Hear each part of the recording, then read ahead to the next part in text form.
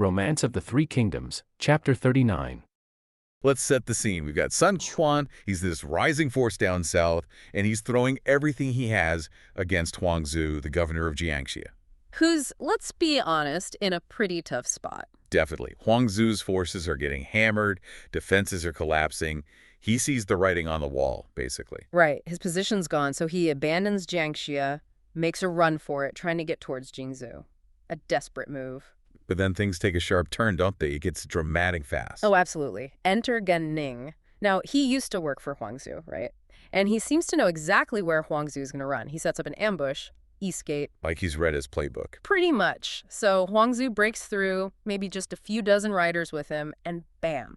Gan Ning is right there, blocking his path. And Huangzu tries to reason with him. Yeah, he pleads, hey, I never treated you badly. But Gan Ning's reply is just ice cold. He says something like, I did great things for you in Jiangxia, and you called me a river bandit. What now? Oof.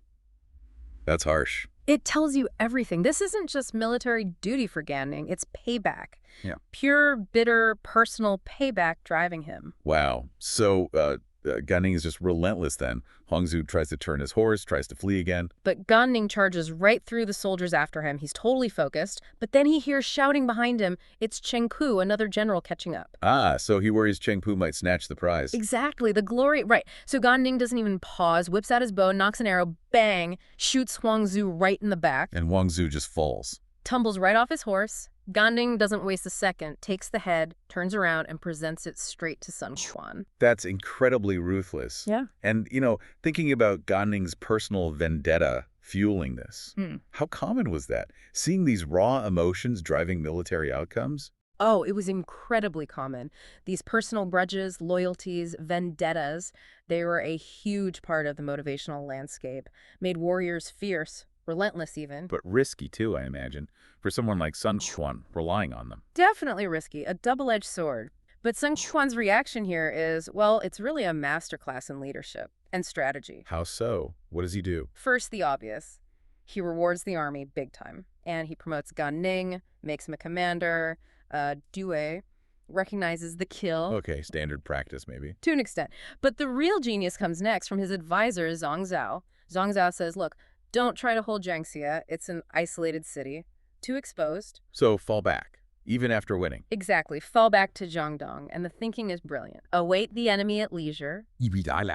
They fully expect Liu Biao, Huangzu's boss, to come looking for revenge. Ah, so let him come to them. Right. Be rested, prepared, on home turf, defeat Liu Biao, then seize Jingxiang, that crucial province. It's strategic patience. Don't overextend. That makes a lot of sense. Consolidate, wait for the right moment, don't get drawn out. Precisely. It's like, pulling back to strengthen your core position before the next big push. Sun Quan listens, shows real strategic foresight. He's playing the long game. Okay, but then things get complicated again, right? Just when you think you understand Gan Ning, ruthless killer, loyal subordinate, we get this moment of mercy. Yeah, this part is fascinating. It really throws a wrench into a simple view of Gan Ning. So another of Huangzu's old team, Su Fei, gets captured. And he's marked for execution. Yep. Bound in a cage, set to be executed right alongside Huangzu's head. But somehow, secretly, he gets a message out to Gan Ning, pleading for help. From inside the cage, wow. And Gan Ning. This is where it gets wild. Gan Ning, the guy who just ruthlessly hunted down Huangzu, shows this incredible depth of loyalty to Su Fei. How does he manage that? He goes straight to Sun Quan, kneels down, apparently in tears, and basically says, look, if it wasn't for Su Fei saving my life back when I was a fugitive, I'd be bones in a ditch. I wouldn't be here serving you. Whoa. He admits Su Fei saved him. Yes. And he offers to give up his new rank, his title, everything to save Su Fei. He even says, if Su Fei escapes, take my head instead. Offers his own life as collateral. That's extraordinary. After what he did to Huangzu, it's such a contrast. It really is. It shows this deep personal code of honor, right? Obligation trumping even recent events. And Sun Quan, what does he do? I'm guessing he sees something valuable there. I think so. Maybe he sees the power of that kind of loyalty, how it could inspire others. Or maybe it's just recognizing a genuine, deeply held bond. He pardons Su Fei. Purely because Gan Ning asked. It really makes you think, doesn't it, about leadership, rules, and just human connection in the middle of all that brutality. Absolutely. But hold on, the drama's not over yet. Not Yeah. by a long shot. Right. The feast. After the victory, they have this big celebration. Should be all cheers and backslapping. And instead, it explodes. Ling Tong, remember, his father Ling Hao was killed by Gan Ning in an earlier battle. Oh boy, yeah, I remember. Bad blood there. Serious bad blood. Ling Tong sees Gan Ning at the feast, and he just snaps. Draws his sword and goes right for him, right there at the banquet. In front of Sun Quan. At his own victory feast. That's bold. And incredibly dangerous. It's a massive challenge, not just to Gan Ning, but to Sun Quan's authority. How do you possibly handle that, this raw, boiling hatred erupting in your own command structure? Yeah, I mean, how do you manage that? Especially after they just won this big victory together. It's a classic leadership nightmare, isn't it? This isn't just policy. It's raw human emotion, old wounds. Sun Quan has to act fast. So what's his move? Well, first he tries diplomacy, right? Steps in, reminds Ling Tong, hey, Gan Ning was serving as lord back then. It was war. Now we're one family. Tries to calm him down. Does it work? Not really. Other officials jump in too, but Ling Tong is furious. He basically says the hatred is an unshared sky, meaning him and Gan Ning can't exist under the same sky. It's a lifelong feud. He won't let it go. So diplomacy fails. What then? Force reconciliation. Yeah. Punish Ling Tong. Neither, actually. Sun Quan does something quite clever. He realizes he can't resolve this hatred, not right now. So he contains it. He immediately gives Gan Ning a new assignment, sends him off with 5,000 troops and 100 warships to guard Xiaku. And the text explicitly says this was to avoid Ling Tong. Ah, separation. Physical distance. Exactly. Get them apart before swords clash again. But he also promotes Ling Tong. Gives him a promotion. Why promote the guy who just tried to start a fight? It's subtle, isn't it? It acknowledges Ling Tong's grievance, gives him face, respects his feelings about his father while preventing more conflict. It keeps both valuable warriors in his service, just not in the same room. That's actually brilliant. Strategic personnel management in the middle of a potential blood feud. Pretty much. Sometimes containment is the smartest play. Prioritize the army's stability over forcing an impossible reconciliation. So with that internal crisis sort of managed, or at least put on hold, Sun Quan can focus outwards again. Precisely. That move bought him stability. And Eastern Wu uses it. They launch into this major military buildup. What was that like? Lots of shipbuilding, deploying troops all along the riverbanks. Sun Jing gets sent to guard Wuyi. Sun Quan sets up his main camp at Kaishang. And Zhu Yu, his top admiral, is at Poyang Lake, drilling the naval forces relentlessly. So they're seriously gearing up, getting ready for the next big thing. Absolutely. They're consolidating, preparing. They know the victory over Huangzhou wasn't the end, just the end of the beginning. Okay, let's switch gears for a second. What's happening over Liu Bei's camp while all this is going down? Right. Liu Bei, he's still kind of the underdog, looking for a secure base. His scouts bring him the news. Sun Quan beat Huangzhou, and he's now camped at Kaishang. What does Liu Bei make of that? Or maybe what does Zhu Diang make of it? Good question. Liu Bei immediately goes to Zhu Jilang. And literally, as they're talking, guess who shows up? Don't tell me. An envoy from Liu Biao. You got it. Liu Biao wants Liu Bei to come to Jingzhou to discuss, well, matters. And Zhu Gailiang smells a rat. Or at least sees the angle. Instantly. He tells Liu Bei, I know why he's calling you. He wants to talk about getting revenge on Sun Quan for Huangzhou. Classic Zhu Gailiang foresight. Makes sense. Liu Biao lost a key subordinate. Exactly. So Zhu Gailiang says, okay, you should go, but be careful. Be very strategic about this. He knows Liu Bei can't afford to get dragged into Liu Biao's fight. So what's the specific advice? The strategy? It's very clear. Zhu Gailiang tells him, first, when you see Liu Biao, thank him for the Jiangyang stuff, be polite. But, and this is crucial, if Liu Biao suggests attacking Jiangdong. Say no. Well, not directly, no, more subtle. He says you must not agree. Instead, Liu Bei should say something like, okay, interesting idea. I'll head back to my base at Xingye and get my troops ready. Ah, stall tactic. Agree in principle, but delay in practice. Precisely. Kick the can down the road. And Liu Bei, wisely, follows this advice perfectly. Why is that advice so important in the bigger picture? Oh, it's absolutely critical for Liu Bei. It keeps him independent. It prevents him from wasting his limited forces fighting Liu Biao's war against Sun Quan, a war he might not even win, and which doesn't directly benefit him right now. So it preserves his strength. Exactly. It's strategic patience again, but from a different angle. Don't jump at every alliance or every call to arms. Wait for the right opportunity, one that actually serves your own long-term goals. Don't become someone else's pawn. It really highlights Zhuge Liang's genius, doesn't it? Always thinking several moves ahead. Absolutely. Knowing when not to act is just as important as knowing when to strike. It's a lesson that's, frankly, timeless. Yep. Applies just as much today in business or politics as it did back then. Liu Bei and Zhuge Liang, they've arrived in Jingzhou, super important place strategically, right? In the south. Absolutely crucial territory. They set up their lodging, but Liu Bei's fiery general, Zhang Fei, he stays outside the city walls with the troops. Liu Bei and Zhuge Liang, they go in to meet the governor, Liu Biao.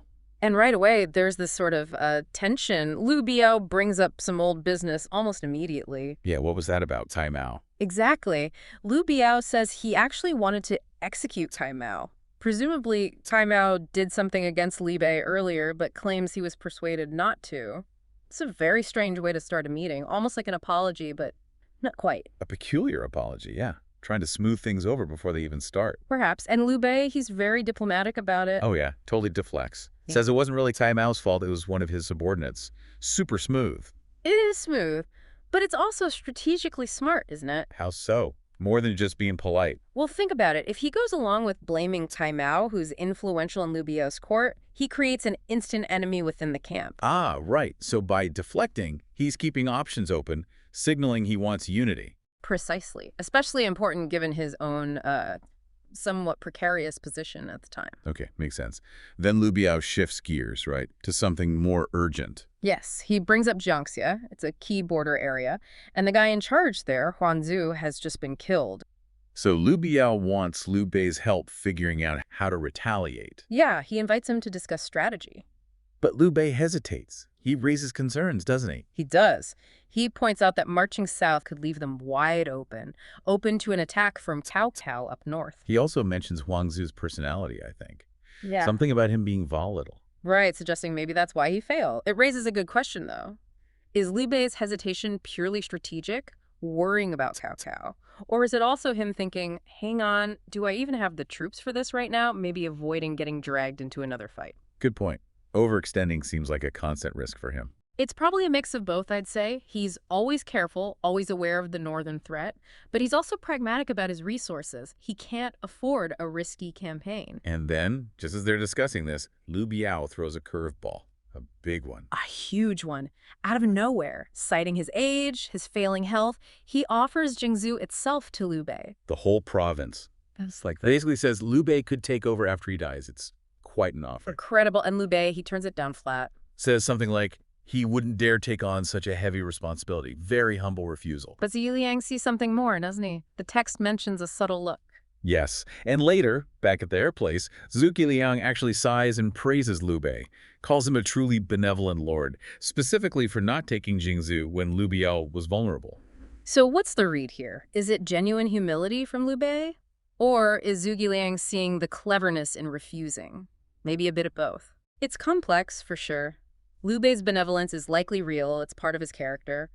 But Zhuge Liang definitely sees the strategic wisdom. Accepting Jingzhou right then, it could have looked like pure opportunism.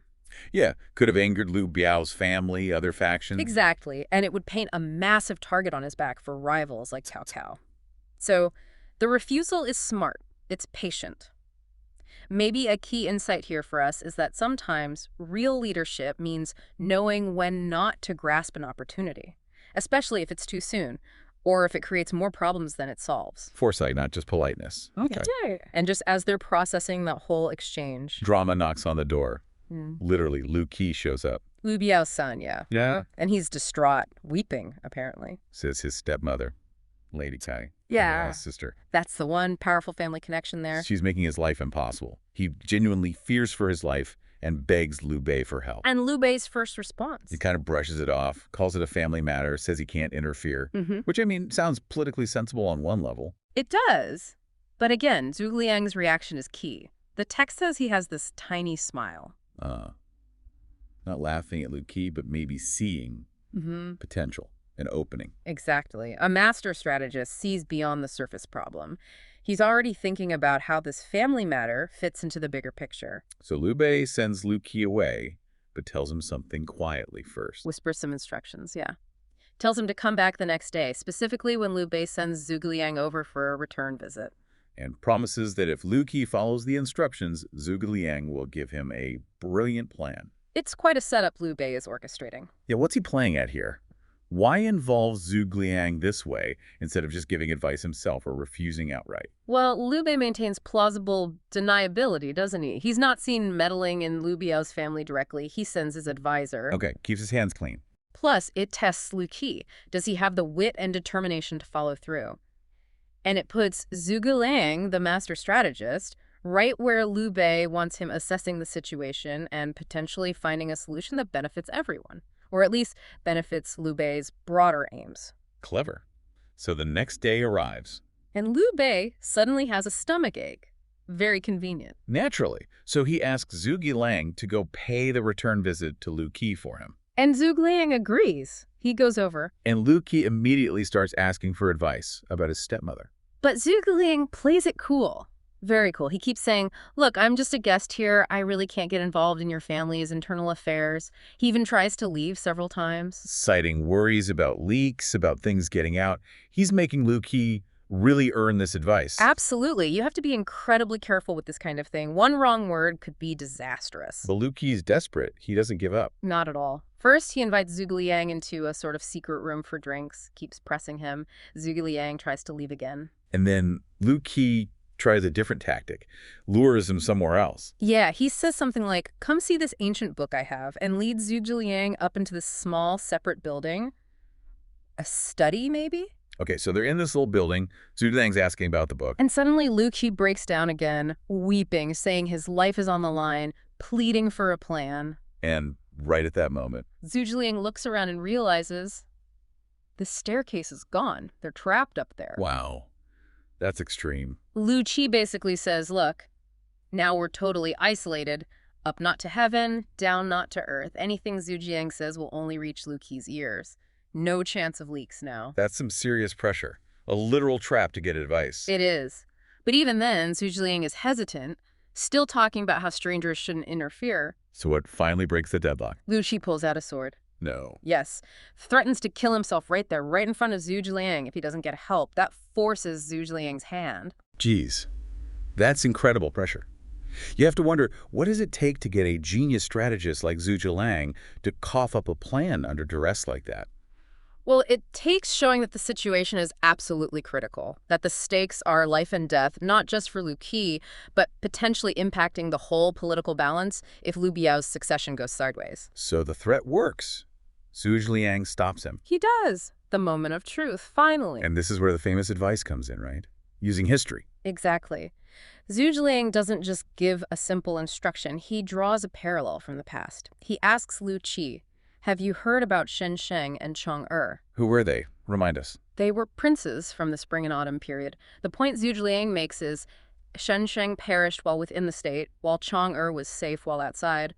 Shen Sheng stayed home amidst court intrigue and died. Chong went into exile and eventually returned to rule. Ah, okay, so the lesson is, get out of the danger zone. Precisely. Stay inside, near the stepmother and the court politics, and you're doomed like Shen Sheng. Go outside, find a position away from the capital, and you might survive like Chong. And how does this connect to the current situation, Jiangxia? That's the brilliance of it. Zhu Jiang connects the dots. He points out Huangzu is dead. Jiangxia, that key border territory, needs a commander. It's currently vulnerable. So the plan is, Liu Qi should formally request his father, Liu Biao, to send him to Jiangxia to take command of the troops there and defend the border. wow, that solves everything, doesn't it? Pretty much. It gets Liu Qi out of Jingzhou, away from his stepmother's immediate influence, puts him in a position of authority, contributing to the state's defense. It makes him look dutiful, not just like he's running away. It turns his personal crisis into a strategic asset for Liu Biao. A double win. Personal safety and public service. That's ingenious. Liu Bei's immediate situation. His distant relative, Liu Qi, comes to him asking for help to defend Jiangxia. And Liu Biao, who's the regional governor and Liu Qi's father, He's notably indecisive about the whole thing. Liu Bei, always the pragmatist, it seems, suggests Liu Qi should just lead his own 3,000 troops to secure the city himself. It really highlights these initial sort of smaller movements of comparatively minor players on this grand geopolitical chessboard. Right. And if we connect this to the bigger threat, Liu Biao's indecision isn't just about Jiangxia. He's clearly worried, really preoccupied with the looming menace of Cao Cao. The source tells us Cao Cao is creating this massive Xuanwu Lake back at Yep County, specifically for training water forces. I mean, that's a clear, pretty ominous signal of his intent for a southern invasion, right? Absolutely. A naval training base points south. Exactly. Yet Liu Bei, sort of surprisingly confident, assures Liu Biao, saying, I already know of this, you need not worry. That line, it's subtle, but it's a really potent hint at his growing confidence. A confidence that, well, almost certainly stems from the new council he's received. Right. So while Liu Bei is dealing with these tricky local dynamics, there's a much bigger power play unfolding up north. Cao Cao is making these monumental shifts in his own power base. He's effectively consolidating his position. He abolishes the 3 ducal posts, which were essentially the highest civil positions below the emperor, traditionally sharing authority, and takes the title of prime minister himself. This wasn't just a title change. It was a massive power grab, centralizing all administrative power directly under him. Indeed, a huge move. And to further solidify this burgeoning control, Cao Cao makes these crucial new administrative appointments.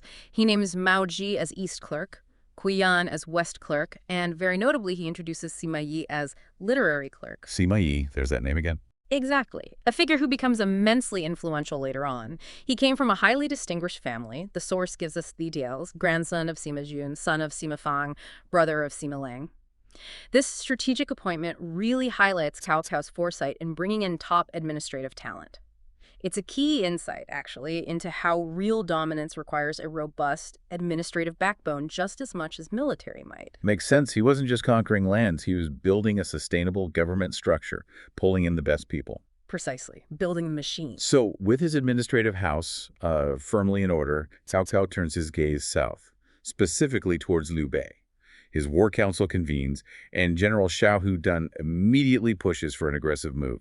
He suggests they attack Liu Bei and Xinye. His reasoning: Liu Bei's daily troop training is a future threat, something that needs to be nipped in the bud, basically. And Cao Cao doesn't hesitate. He issues a decisive order. Xiahou Dun gets the command, leading a massive force, 100,000 troops. He's got Yu Jin, Li Dian, Xia Hulan, and Han Hao as his deputies. Their mission: head directly to Bongwang City and observe Xinye. Get ready for the assault. But interestingly, not everyone in Cao Cao's camp is quite as gung-ho as Xiahou Dun. Shen Yu, another key strategist, offers a stark warning. He cautions against underestimating Liu Bei, especially now that he has Zhao Zhiliang as a military strategist.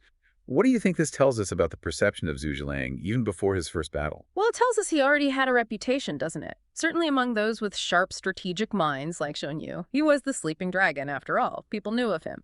But this foresight, this caution, is immediately contrasted with Xiahou Dun's just blatant arrogance. He calls Liu Bei a rat and Zhu Zhiliang mere straw.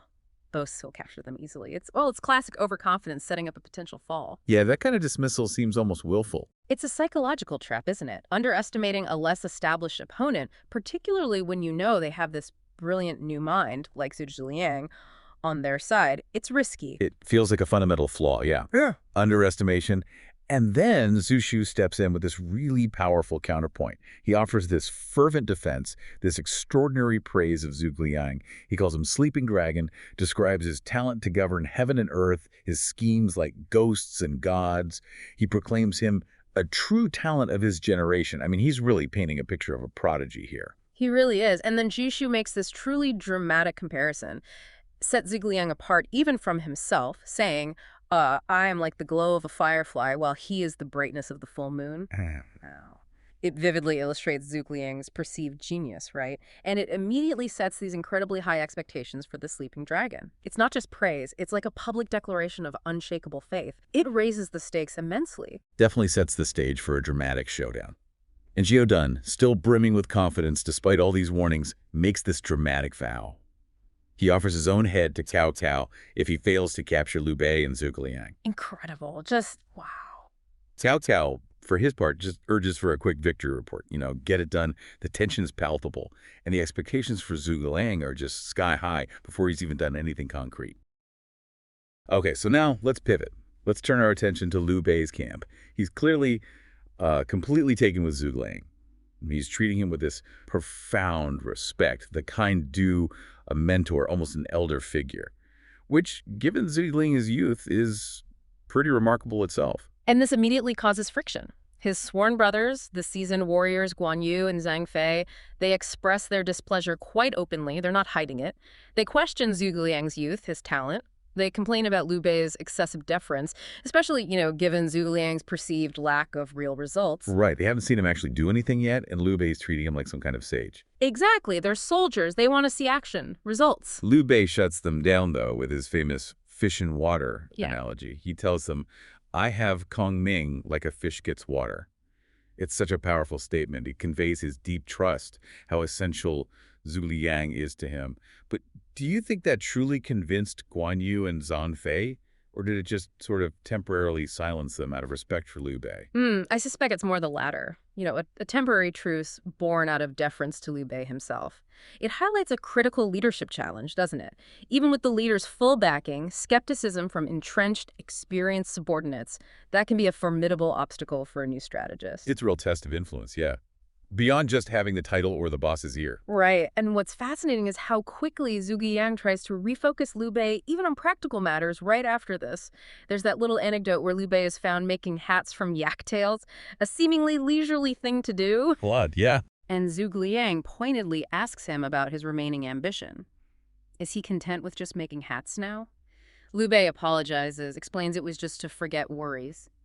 But this small interaction, it showcases Zhuge Liang's immediate practical influence, pushing his lord to stay focused on the bigger picture. And then Zhuge Liang moves straight to immediate practical advice for defense. He asks Liu Bei to compare himself to Cao Cao. Liu Bei readily admits he's inferior in power. Then Zhuge Liang asks the crunch question. Okay, so how do you plan to defend with only a few thousand troops against Cao Cao's potential millions?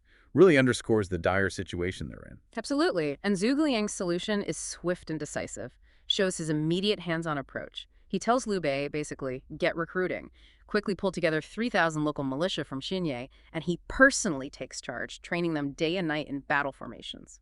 So he's not just an armchair general. Not at all. This isn't just strategy on paper. It's about building a capable, albeit small, force from scratch, instilling discipline. It's a fundamental first step for any new military leader trying to prove themselves. Then the news arrives. Bad news. Xiahou Dun is leading 100,000 troops toward Xinye. And Zhang Fei, ever the cynic, immediately makes a sarcastic remark. Suggests Zhuge Liang, the great strategist, should go fight them himself. Classic Zhang Fei. But Liu Bei steps up here, shows his own leadership, trying to unify his bickering team. He calls his brothers and states, wisdom relies on Kongming. Courage needs you two brothers. How can we shirk? He's clearly trying to bridge that gap, right? Yeah. Between his brother's skepticism and his own absolute trust in Zhuge Liang. And this leads us to a really pivotal moment. Zhuge Liang doesn't waste a second. He demands the sword and seal from Liu Bei. That's a potent symbol, right? Absolute delegated military authority. Huge. And he cites his concern directly. Guan Yu and Zhang Fei might not obey his orders. Liu Bei immediately grants him this authority, full stop. Yeah. This is critical for establishing Zhuge Liang's absolute power, his command over the forces. It signals to everyone, his authority is now Liu Bei's authority. No question. Right. And with that absolute authority locked down, Zhuge Liang unveils his first detailed military deployment, what becomes the Battle of Boang strategy. And it's a masterclass in feints and ambushes. Really intricate. He orders Guan Yu, take 1,000 troops to Yushan, left of Boang, specific instructions. Allow the enemy to pass. Don't engage. Then, when fire starts from the south, then attack and burn their baggage train, their supply lines, cut them off. Okay, so hit them when they're vulnerable. Exactly. Zhang Fei. Lead 1,000 troops to a valley behind Unlin, right at Boang, same trigger. When fire starts from the south, attack and burn the old supply dumps at Boang City. More destruction. Wan Ping and Lu Feng take 500 troops, prepare incendiary materials, fire arrows, pitch, whatever. Wait on both sides behind Boang Slope. When the enemy arrives at the first watch, set fires, create chaos. A multi-pronged fire attack. Yeah. And Zhao Yun gets recalled from Fencheng. He's the vanguard. But his instructions are specific. Deliberately retreat. Don't try to win. Lose ground. lure the enemy into the trap. The fake retreat. Classic. Classic, but requires discipline. Finally, Liu Bei himself leads a supporting force as a rear guard. And the final order. Everyone follows the plan strictly, no deviations. It's complex, lots of moving parts, requires perfect timing and obedience. Absolutely. Precision is key. But despite the clear genius laid out in this detailed plan, that lingering skepticism is palpable, isn't it? Guan Yu, still unconvinced, asks point blank, "Okay, so what will you be doing?" To which Zhuge Liang simply replies he'll stay in the county town. Just wait. Yeah, and you can just imagine the reaction. This is met with outright laughter and mockery from Zhang Fei. He openly says, so we all go out to fight and die while you sit safely at home. Ouch. Direct challenge. Very direct.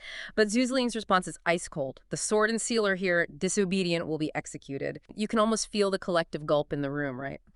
It's a chilling reminder. Despite his youth, Zhu Ziyang was absolutely serious about establishing his authority. No messing around. That unwavering conviction, it's something else. It really is. Rare.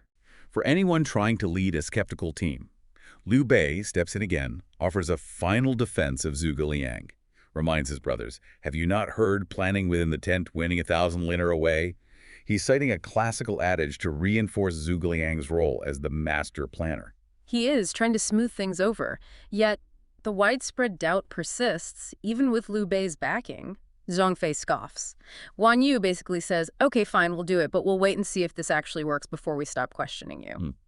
There's this general uncertainty among all the generals. Even Liu Bei himself, the text implies, feels some apprehension. Even Liu Bei. Yeah. It's a powerful illustration of just how hard it is to earn trust, even for a brilliant mind, when there are no real results yet on the board. So even as Zhuge Liang confidently prepares celebration banquets and a merit record, totally ready for his certain victory, his own side is filled with apprehension. It's a stark reminder, isn't it? Belief often follows demonstration, not just declaration. Absolutely. Cao Cao's general, Xiahou Dun, marching confidently towards Boang. He's got his troops, his supply wagons. And he's feeling pretty good about himself, isn't he? No, absolutely. Full of bluster. He actually boasted to Cao Cao, the prime minister, that he'd capture Liu Bei and Zhuge Liang alive. Wow. Okay, so that boast really hangs over everything. It sets the stage perfectly. If things go wrong, it's not just a military loss, it's a huge personal embarrassment. So that overconfidence, how does it show up right away when he first sees Liu Bei's troops? It's immediate contempt. He literally looks at them and calls them dogs and sheep, trying to fight his tigers and leopards. So no real assessment of their strength or position. None. Just pure dismissal. He laughs, thinking his boast is already in the bag. Yeah. He's completely convinced of his own side's superiority. It's quite arrogant. And then Zhao Yan engages him. What happens there? Does Xiahou Dun maybe get a clue then? You'd think so, but no. Zhao Yun is a serious fighter, but Xiahou Dun just brushes off the skirmish. He calls Liu Bei's men wandering souls following a ghost. Ouch. Yeah. He sees it as easy pickings, not, part of a deliberate setup. He's missing all the signs because he's just not looking for them. Okay, so Xiahou Dun is primed to fall into a trap. How does Zhu Liang start reeling him in? What about Zhao Yun's retreat? It's perfectly played for Xiahou Dun's ego. Zhao Yun fights briefly, then pretends to be defeated and pulls back. And Xiahou Dun takes the bait. Hook, line, and sinker. He gives chase immediately. Zhao Yun leads him on for about 10 maybe 3-4 miles, a fair distance. Okay. Then Zhao Yun turns, fights a little bit more, and retreats again, deeper in. And Xiahou Dun just sees weakness. Exactly. It confirms everything he already believed. The enemy is weak, they're running, victory is close. It feeds right into his mindset. It's almost too easy. But doesn't someone on his own side try to warn him? Han Hao, was it? Yes, Han Hao. He actually sees the danger and warns Xiahou Dun about a potential ambush in the narrow terrain. And Xiahou Dun's reaction? Complete dismissal. Arrogant dismissal. He famously says something like, even if there were 10 ambushes, what do I fear? Wow. So he just blows off the counsel from his own officer. Totally. He just keeps pushing forward right into Boang Slope, ignores all the red flags. It really shows how his own pride is his biggest enemy here. It blinds him completely. So they're marching into the trap zone. How does it actually spring? Well, Liu Bei's main force then appears. They engage Xiahou Dun, who, incredibly, is still laughing. Still. He's yelling that he won't stop until he reaches Yinye, Liu Bei's base. But you can feel the unease starting to ripple through his commanders. Right, because not everyone is as blinded by arrogance.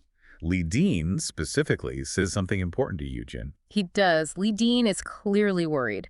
He points out the narrow road, all the trees and reeds, and warns Yujin specifically about the danger of a fire attack. Ah, the terrain. Exactly. And he adds that classic line, "He who underestimates the enemy will surely be defeated." Very wise. Does Yujin manage to get that warning to Shahudan? He tries. Yujin relays the concern about fire, but it's too late. Shahudan is already committed, already too far in. He only seems to grasp the danger right as it happens. And then the signal. Then the signal. A cannon blast echoes, and suddenly fire erupts. Everywhere, from all sides, igniting the dry reeds. Oh, man. And there's a strong wind which just whips the flames into a frenzy. It's not just soldiers attacking, it's the whole environment turned into a weapon. What a chaos, I imagine.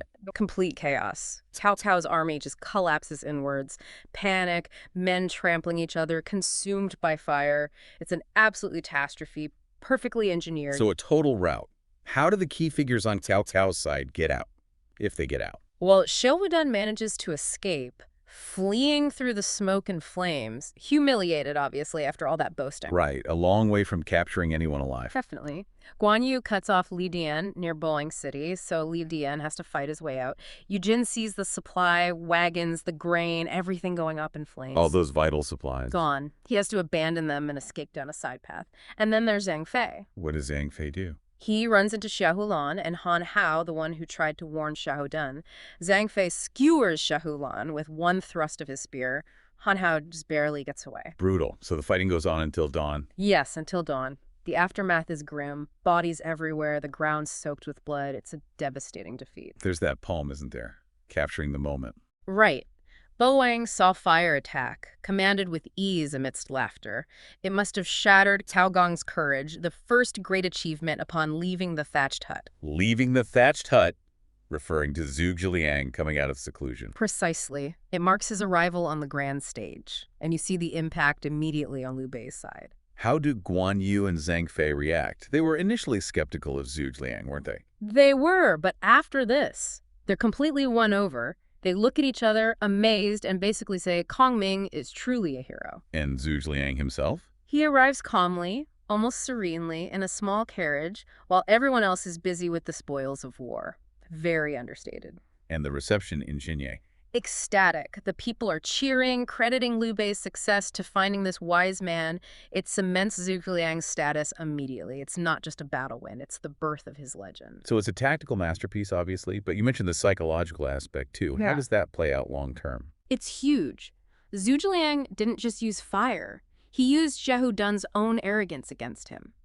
He predicted how Dun's pride would make him react, how he'd ignore warnings, how he'd chase recklessly. He played the player, not just the game. Exactly. That manipulation, understanding the enemy's mind, that's what makes it more than just a clever ambush. It sends a message to Cao Cao and his entire camp. It creates this aura around Zhu Zhiliang. And Zhu Zhiliang characteristically is already thinking ahead, right? He doesn't just celebrate the victory. Not for a moment. He immediately tells Liu Bei, look, Cao Cao himself is going to retaliate and he'll bring a massive army next time. So no time to rest. No time at all. He assures Liu Bei he already has another plan forming to deal with that. It shows you winning is just one step. The strategic game is continuous. It really brings the Battle of Boeing Slope into focus. Yeah. Zhu Zhiliang's stunning debut, yes, but also a powerful lesson in strategy, psychology, and how deadly arrogance can be.